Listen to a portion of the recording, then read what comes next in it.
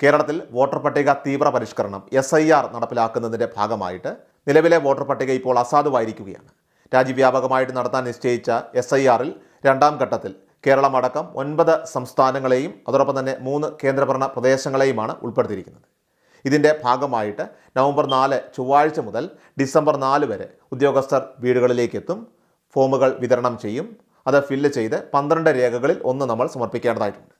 ആധാർ അടക്കം 12 രേഖകൾ വോട്ടർ പട്ടികയിൽ പേര് ചേർക്കാൻ തെളിവായിട്ട് സ്വീകരിക്കുന്നത്. അവസാനമായി 2002-2004 കാലഘട്ടത്തിലാണ് SIR നടന്നത്.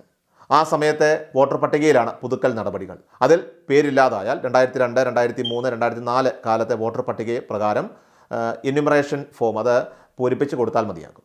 പട്ടികയിലുള്ള മാതാപിതാക്കളുടെ പേര് ചൂണ്ടിക്കാട്ടി ബന്ധം തെളിയിക്കുന്ന തിരിച്ചറിയൽ രേഖ നൽകണം. പഴയ പട്ടികയിൽ പേരുണ്ടോ എന്ന് കമ്മീഷന്റെ ഔദ്യോഗിക വെബ്സൈറ്റിൽ പരിശോധിക്കാൻ സാധിക്കുന്നതാണ്.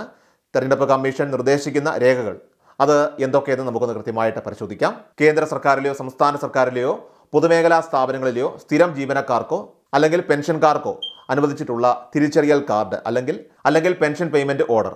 ഇനി 1/7/1987 മുൻപ് സർക്കാരോ പ്രാദേശിക അധികൃതരോ ബാങ്കുകളോ പോസ്റ്റ് ഓഫീസോ LICയോ അല്ലെങ്കിൽ പൊതുമേഖലാ സ്ഥാപനങ്ങളോ അനുവദിച്ചിട്ടുള്ള ID കാർഡ് അല്ലെങ്കിൽ സർട്ടിഫിക്കറ്റ് അല്ലെങ്കിൽ രേഖ, ബന്ധപ്പെട്ട അധികാരികൾ നൽകിയ ജനന സർട്ടിഫിക്കറ്റ്, അതുപോലെ തന്നെ പാസ്പോർട്ട്, അംഗീകൃത ബോർഡുകൾ സർവകലാശാലകൾ നൽകുന്ന മെട്രിക്കുലേഷൻ അല്ലെങ്കിൽ വിദ്യാഭ്യാസ സർട്ടിഫിക്കറ്റ്, ഇനി ബന്ധപ്പെട്ട അധികാരികൾ നൽകുന്ന സ്ഥിരതാമസ സർട്ടിഫിക്കറ്റ്, വനാവകാശ സർട്ടിഫിക്കറ്റ്, OBC, SC, ST അല്ലെങ്കിൽ യോഗ്യതയുള്ള അതോറിറ്റി നൽകുന്ന ഏതെങ്കിലും ജാതി സർട്ടിഫിക്കറ്റ്, അതുപോലെ ദേശീയ പൗരത്വം രജിസ്റ്റർ അത് നിലനിൽക്കുന്നിടത്തെല്ലാം തന്നെ, അതുപോലെ സംസ്ഥാന തദ്ദേശ അധികാരികൾ തയ്യാറാക്കിയ കുടുംബ രജിസ്റ്റർ, സർക്കാരിൻ്റെ ഭൂമി വീട് അലോട്ട്മെൻറ്റ് സർട്ടിഫിക്കറ്റ്.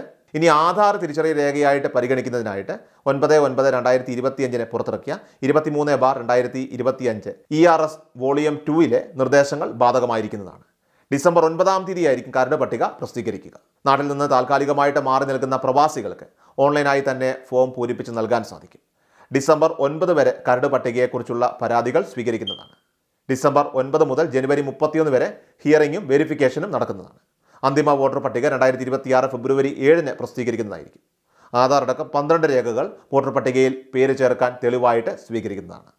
കൃഷാൽ മീഡിയ എല്ലാ ദിവസവും വാർത്തകളും അറിയിപ്പുകളും ഡെയിലി അപ്ഡേറ്റ്സും ലഭിക്കാൻ ഇപ്പോൾ തന്നെ ചാനൽ സബ്സ്ക്രൈബ് ചെയ്യുക, ഫോളോ ചെയ്യുക, നിങ്ങളുടെ ലൈക്കും ഷെയർ നൽകി ഞങ്ങളെ സപ്പോർട്ട് ചെയ്യുക. നിങ്ങളുടെ അഭിപ്രായങ്ങൾ കമന്റ് ബോക്സിൽ രേഖപ്പെടുത്തുക.